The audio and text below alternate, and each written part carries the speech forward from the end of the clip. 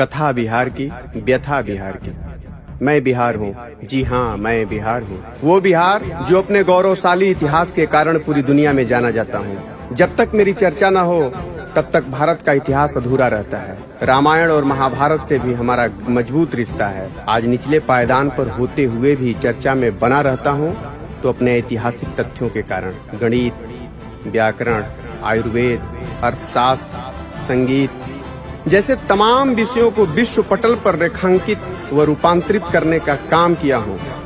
जी हाँ मैं बिहार हूँ। आज भी जब कोई चाणक्य की बात करता है तो मेरा मस्तक ऊंचा हो जाता है। प्रथम गणराज्य वैशाली की चर्चा होती है तो इतिहास का पन्ना पन्ना बिहार को सलाम करता है। गौतम बुद्ध और महावीर जैसी संतानें दुनिया को रास्ता दिखाती हैं तो अशोक और चंद्रगुप्त जैसे सैकड़ों महान सम्राटों की गाथा इसी बिहार की धरती से लिखी जाती है।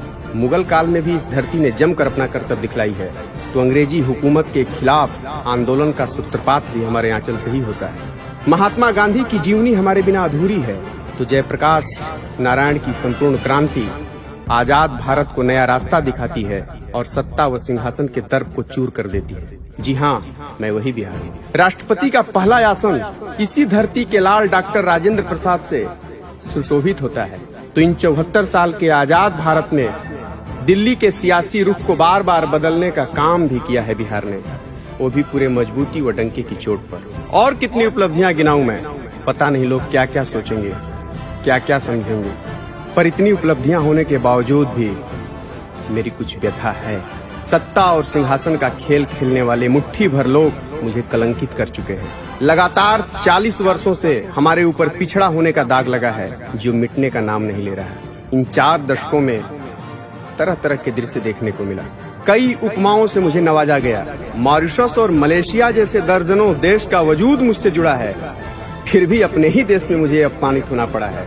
बिहारी होने को शापित समझा गया, उसका मजाक उड़ाया गया और आज भी ऐसा हो रहा है। आखिर क्यों? मैंने जंगल राज की उपमा का दंश झेला, जातिगत जहर की खेती होते देखा, आपस में एक दूसरे को लड़ते मरते देखा, नरसंहार देखा, लूट व अपहरण देखा, फिर उसके बाद सुशासन के नाम पर ठगा गया।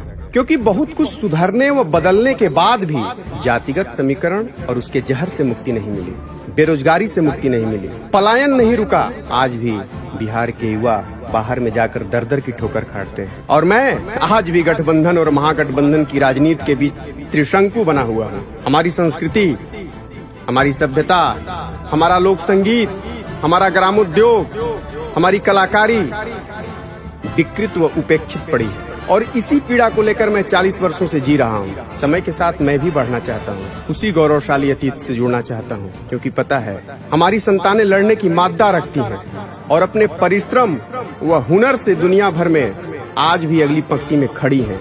पर अफसोस वो परिश्रम, वो हुनर, वैसे लोग के होते हुए भी मैं अपने ही घर में अपने को असहाय महसूस कर रहा हूँ। पिछड़े होने का कलंक लिए घूम रहा हूँ। कोई तो समझे इस पीड़ा को और हमेशा के लिए मुक्त कर दे कलंक की बेड़ियों से, ताकि मैं भी सीना तान सकूं और आने वाली पीढ़ी भी गर्व से कह सके मैं बिहारी हूँ, मैं बिहारी हूँ, मैं बिहारी हूँ। जय हिंद, जय भारत, जय बिहार।